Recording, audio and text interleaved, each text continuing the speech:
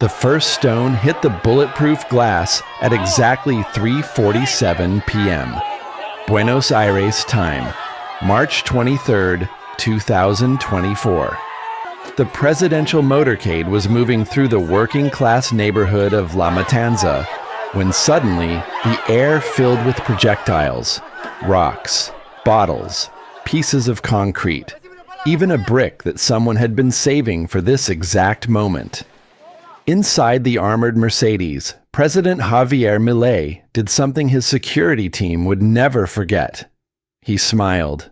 Then he reached for the window button. "Sir, no!" his chief bodyguard shouted. But Milei was already rolling down the window. This is the story of the day Argentina's president was attacked in broad daylight and called it the most exciting moment of his presidency. It's a story that reveals everything about who Javier Milei really is and why half the country loves him while the other half wants him gone. La Matanza. The name literally means the slaughter. 3 million people live here in the sprawling suburbs west of Buenos Aires. It's Peronist territory. Has been for 70 years. The walls are covered with images of Evita, of Perón, of Cristina Kirchner. This is where the working class lives, where unions are strong, where any attack on social programs is felt immediately and painfully. Milei knew exactly what he was doing by coming here. 3 days earlier, he had announced the latest round of cuts. Public transportation subsidies, gone. Energy subsidies, slashed. Food programs, reduced by 60%. For the residents of La Matanza, many of whom spend 3 hours a day commuting to minimum wage jobs, these weren't numbers on a spreadsheet. This was survival. The official reason for Milei's visit was to inaugurate a new police station. But everyone knew the real reason. He was sending a message. "I'm not afraid of you. I'll come to your stronghold and dare you to do something about it." The crowd had been gathering since noon. Union organizers, neighborhood activists, unemployed youth. They waited in the heat, their anger building with each passing hour. Someone had distributed printed signs. Milei, enemy of the people. Others were handmade, more direct. "Get out, fascist." When the motorcade appeared, 5 black SUVs with motorcycle escorts, the crowd surged forward. The police line held, barely. Then someone in the back threw the first stone. It sailed over the heads of the protesters, over the police, and cracked against the president's window. That's when everything exploded. The security protocol was clear. In case of attack, accelerate immediately. Get the president to safety. Do not stop. Do not engage. But Milei had different ideas. "Stop the car," he ordered. "Sir, we cannot—" "Stop the car." The motorcade came to a halt. The crowd, which had been throwing projectiles at a moving target, suddenly found themselves 20 meters from a stationary president. The stones came faster now, dozens of them, clattering against the armored vehicle like hail. Inside the car, Milei's advisors were in panic. Santiago Caputo, his chief strategist, was screaming into his phone, demanding more police backup. Karina Milei, the president's sister and closest confidant, grabbed his arm. "Javier, please, we need to go." But Milei was in a different world. He was looking out at the crowd with genuine fascination. Later, he would tell an interviewer that in that moment he felt more alive than ever before. Then he did the unthinkable. He opened the door. The security team moved instantly, forming a human shield. But Milei pushed through them. He stood there in the middle of La Matanza, surrounded by people who hated him, stones still flying, and he laughed. "Is this all you've got?" he shouted at the crowd. 70 years of Peronism, and all you can do is throw rocks like cavemen?" A bottle exploded near his feet. covering his shoes with glass. He didn't flinch. The crowd seemed stunned. They had expected fear, panic, a quick retreat. Instead, their president was taunting them. Some stopped throwing. Others threw harder. The police moved in with tear gas, but Milei waved them back. "No gas," he commanded. "Let them throw their stones. Each rock is a confession of intellectual bankruptcy. They have no arguments, only violence." This moment, Milei standing defiantly while projectiles flew around him, was captured by a dozen cell phones. Within minutes, it was viral, but the videos told different stories depending on who shared them. For his supporters, it showed incredible courage. For his opponents, dangerous insanity. What happened next depends on whose account you believe. Government sources say Milei voluntarily returned to his vehicle after making his point. Opposition witnesses claim his security team physically dragged him back.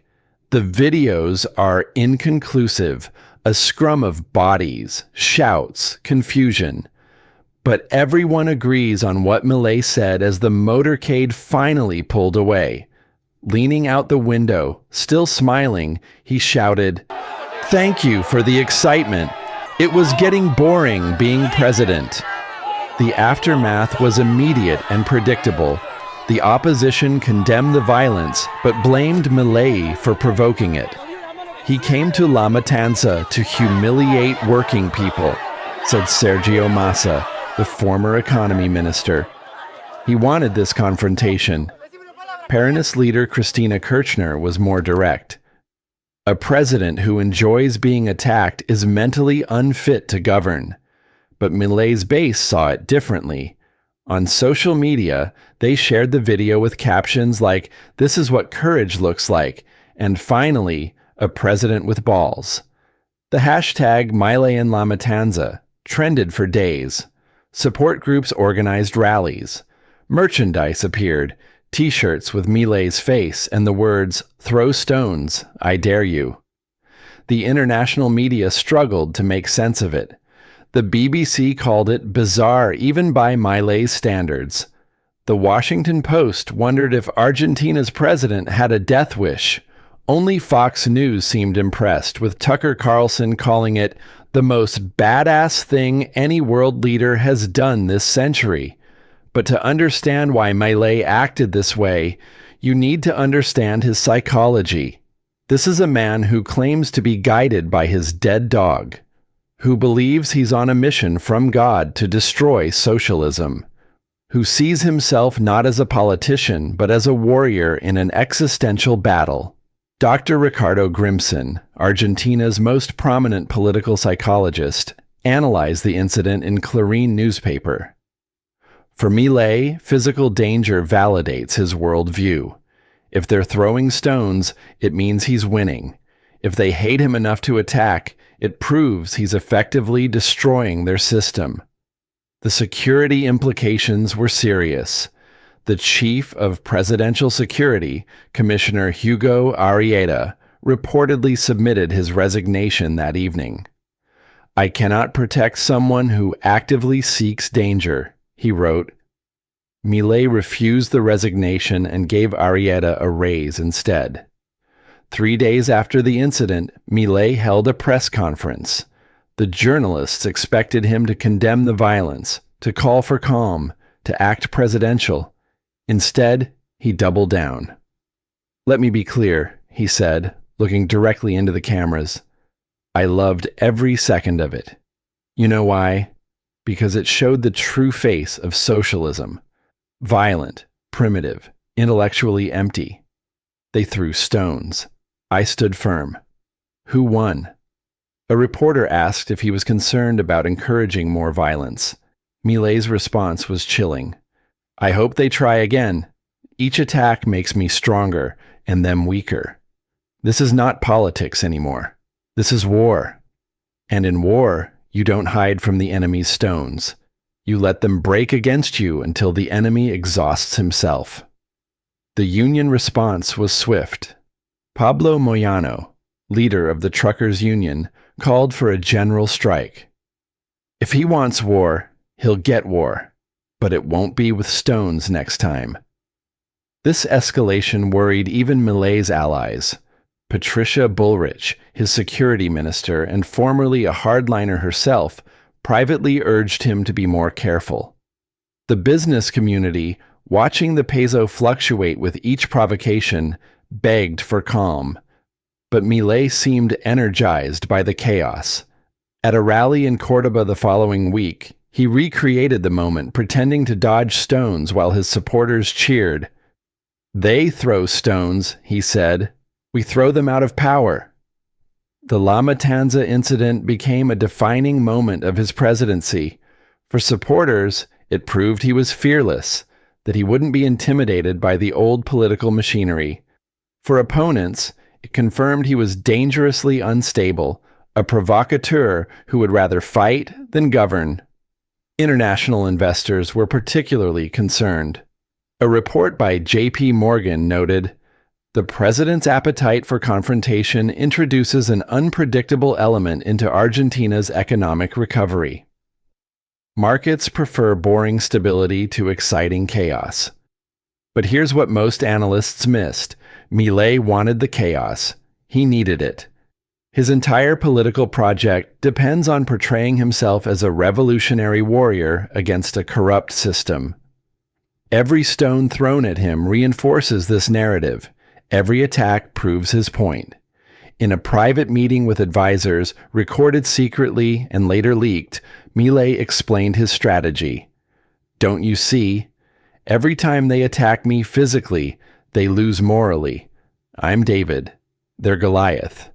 Except Goliath is throwing pebbles and David is laughing." 2 months after La Matanza, another incident occurred, this time in Rosario. Protesters surrounded his car, rocking it violently. Again, Milei wanted to get out. This time, his security team was ready. They had installed special locks that only they could control. Milei spent 5 minutes trying to open the door while his bodyguards pretended not to notice. The footage is surreal.